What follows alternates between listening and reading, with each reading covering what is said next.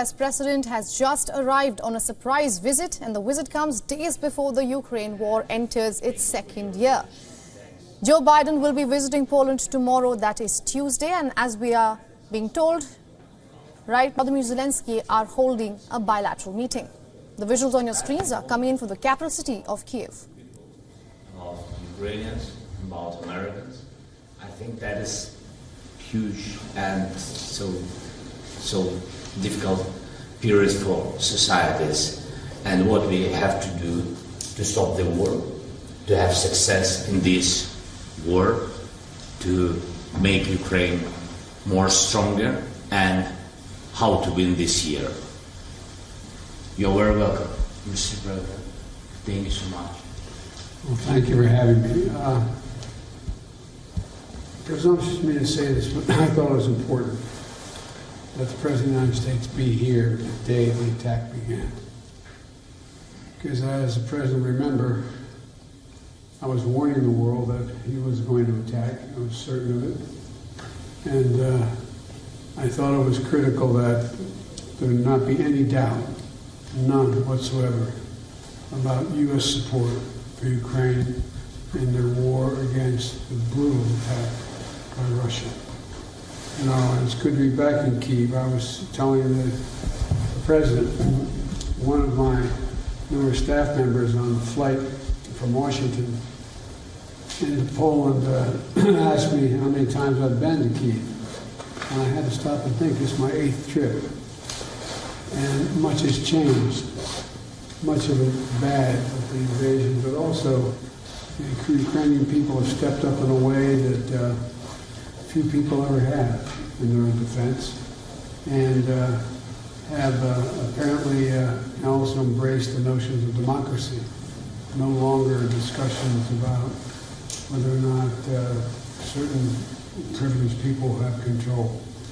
And you know, I bring greetings and goodwill from the members of Congress, who made a very good impression, as you know, when you spoke there last. And for all the disagreement we have in our Congress on some issues, there is significant agreement on support for Ukraine. Because this is so much larger than just Ukraine. It's about freedom and democracy in Europe. It's about freedom and democracy writ large. And all the American people, I know that so many have kept Ukrainian people, particularly women and children, in their prayers. See what's happened. They can't fathom the idea of the shelling at night, and the shelling of everything from orphanages to schools to the like. It's barbaric.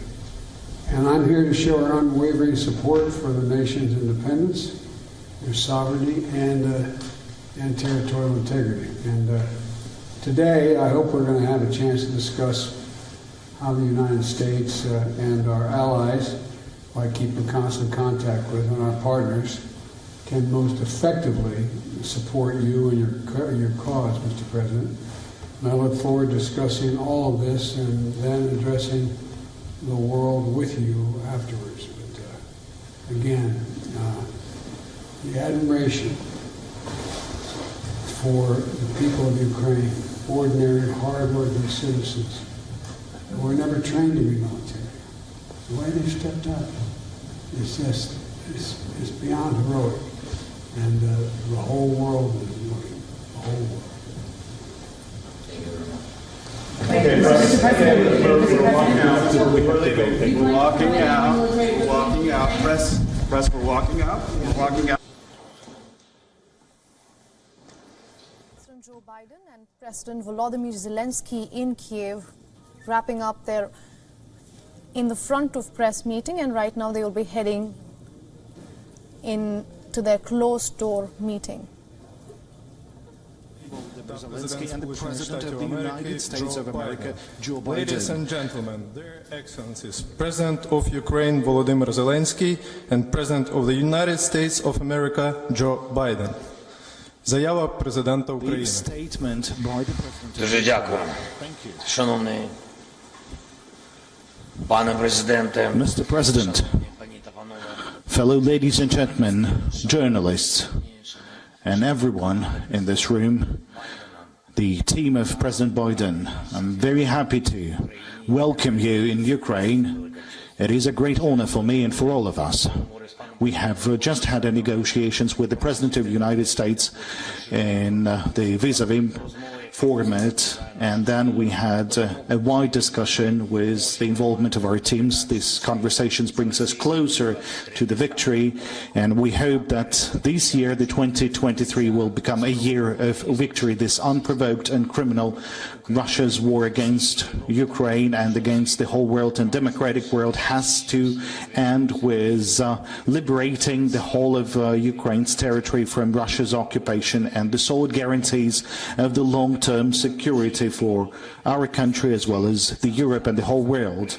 Right now, in Ukraine, the destiny of the international order based on international order is decided, and we, together with the President Biden and our allies and partners, have to continue doing everything possible so that the democratic world would win in this historic fight. Ukrainian remember the focus, the attention, the attitude of President Biden and the United States to every single Ukrainian, to Ukraine. We remain constantly in communication with the President of the United States over the course of this large-scale war, and this is the first visit over 15 years. And this is really the most important visit or the whole history of Ukraine-US relationship. This is the visit in this most difficult period for Ukraine, when Ukraine is fighting for her own liberty, for the liberties of the world. And this underlines the results that we have already achieved and what sort of historic achievements we might gain all together with the whole world, with the United States, with Europe. And today our negotiations were very fruitful.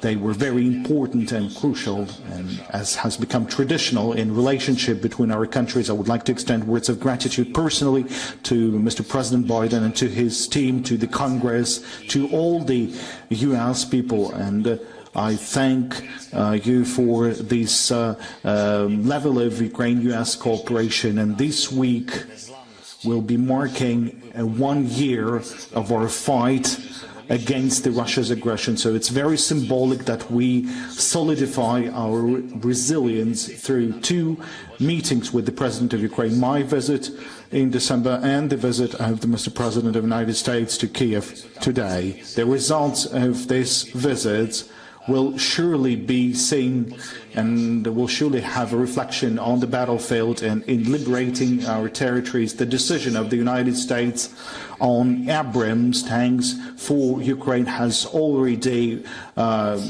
presented a foundation for establishing a tank coalition, and it's of historic importance in many other aspects, more specifically in air defense, in Patriots for the defense of our cities. Now, this is a very fundamental and crucial reinforcement of our capacities. We've also talked about long-range weapons and the weapons that may still be supplied to Ukraine, even though it wasn't supplied before. I know, Mr. President, that there will be a very significant package of security support to Ukraine, and currently it will serve as a clear signal that Russia's attempts of revanche will have no chance, and that we will together defend our cities and citizens from Russia's tour, will have more impetus towards our victory. And today we have yet again underlined that we have our common vision with regards to the perspectives of this war. We have coordinated the follow-on pressure on the terrorist state. We are working hard on the reinforcement of sanctions, both bilaterally and in the form of G7, which is very important. We have common vision on the content of many aspects of our peace formula, because it's security elements as well as the tasks to restore the UN Charter to its full capacity and to defend the international rule-based order. That's a common, a joint task for all the countries that are interested in the international security. The rebuilding and the recovery of justice is also very important for all those who was affected by the Russian terror, by the Russian war, and the aggressor has to take responsibility for the aggression and to reimburse all the damages. I thank to the President of the United States for supporting our work on restoring the justice, more specifically in the work of all of our institutions in that area, and we believe there's no alternatives to the establishment of the special tribunal. This is the position of of Ukraine, and we shall support this position. And I would really like the United States to be engaged in the implementation of our peace formula, because its implementation would mean a reinforcement of global stability and the predictability of international relations. And we have some achievements in this area already this week in New York, together with the United States of America. And over 60 other countries will be submitting for the consideration of the UN General Assembly of the draft resolution on supporting peace in Ukraine. And on the eve of the 24th of February, we believe that the approval of this resolution would be very significant evidence to the fact that the terrorist state would never break a civilized country. And I think we are also opening a special tablet dedicated to the President Biden. The first call at the night of the 24th of February took place with the United States, and since that time we had conversations, and there was very significant attention to RFI, to the protection of Ukraine's democracy.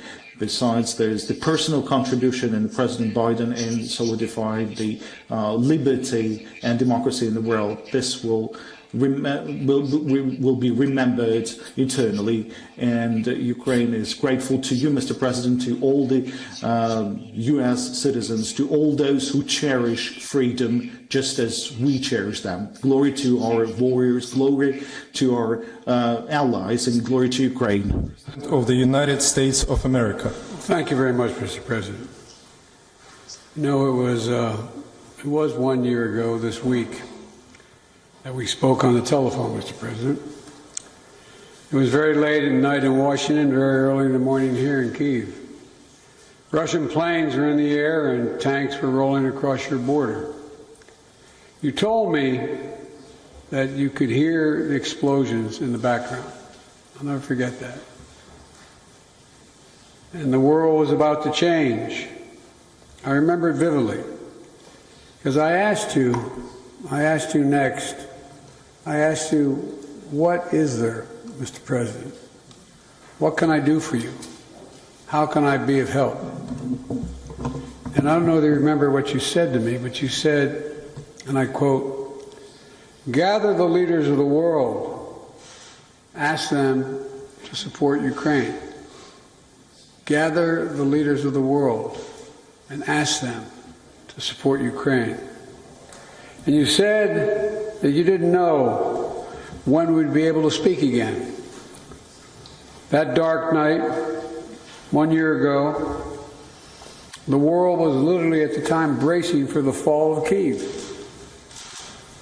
Seems like a lot longer ago than a year, but think back to that year. Perhaps even the end of Ukraine. You know, 1 year later, Kyiv stands, and Ukraine stands. Democracy stands.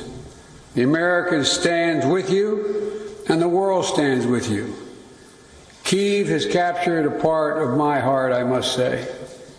I've come here 6 times as Vice President, once as President, and in 2009 as Vice President when I first came here. Then back in 2014, I came 3 times in the aftermath of the Revolution of Dignity. And I again came in 2015 to address the Rada, about the work of building a strong democracy. And I came in 2017, just before I left office as Vice President. I knew I'd be back, but I wanted to be sure.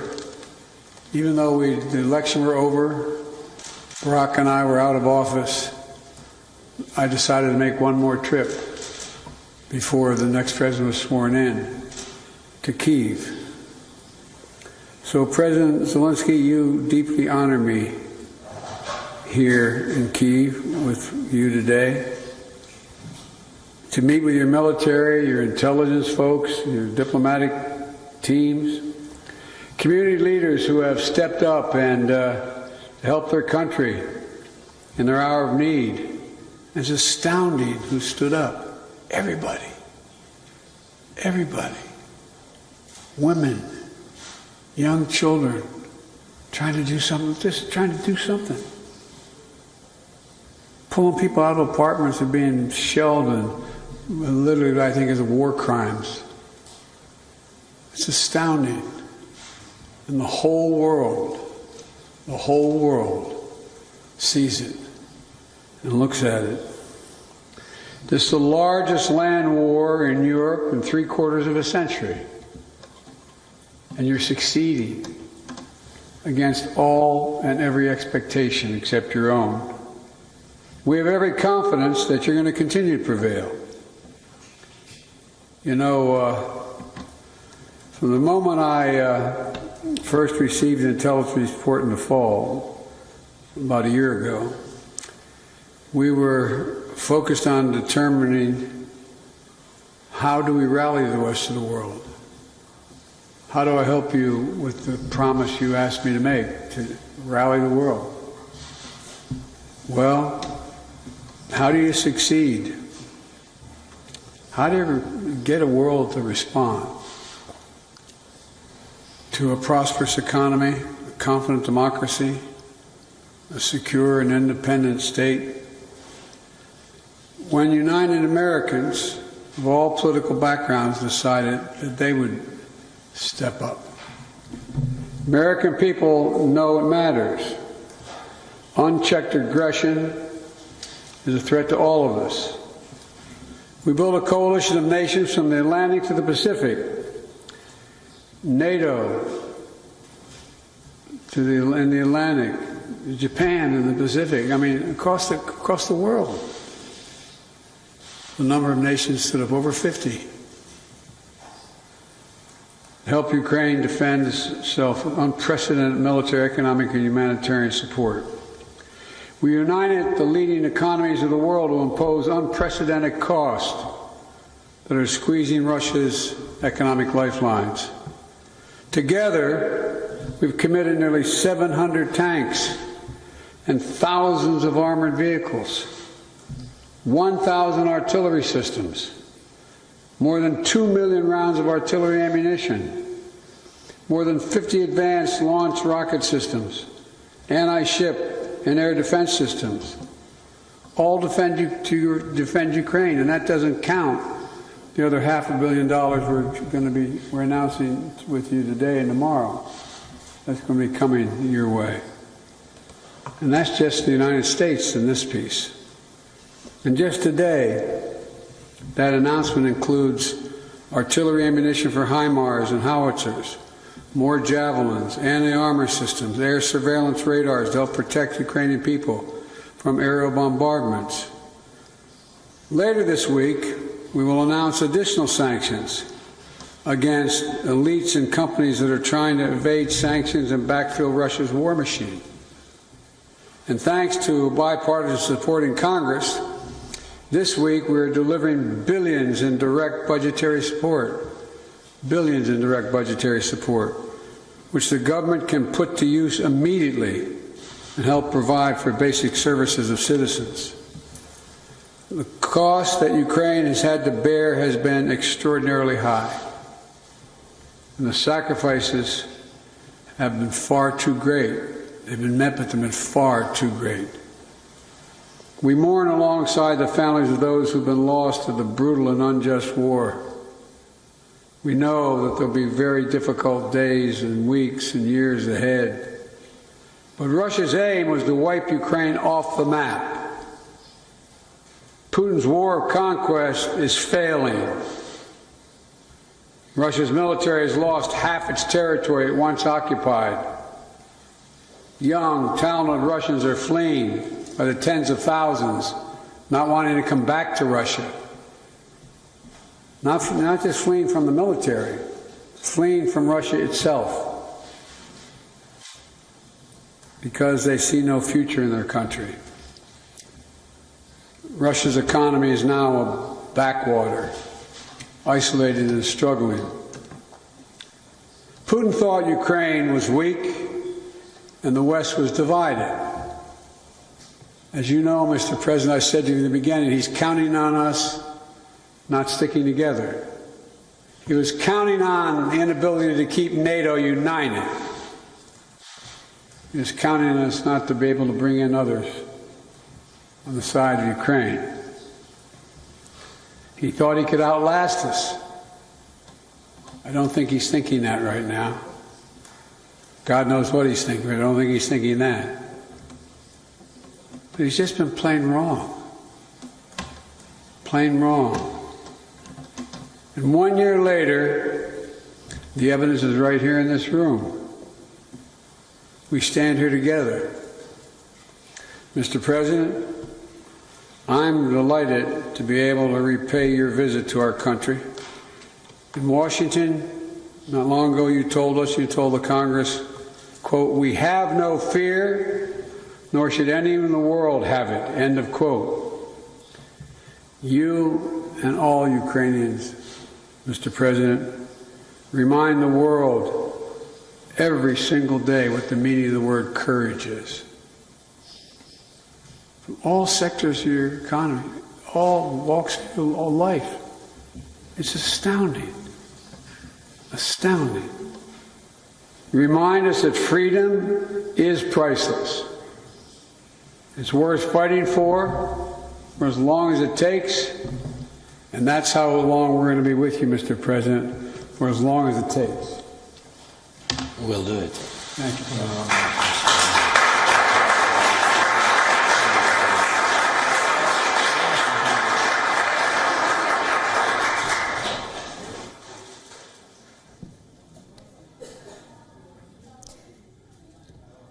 Now, that was US President Joe Biden and his Ukraine counterpart speaking from Kyiv. The joint press conference comes after a surprise visit by the US leader, something that Volodymyr Zelensky called the most important visit in the country's history.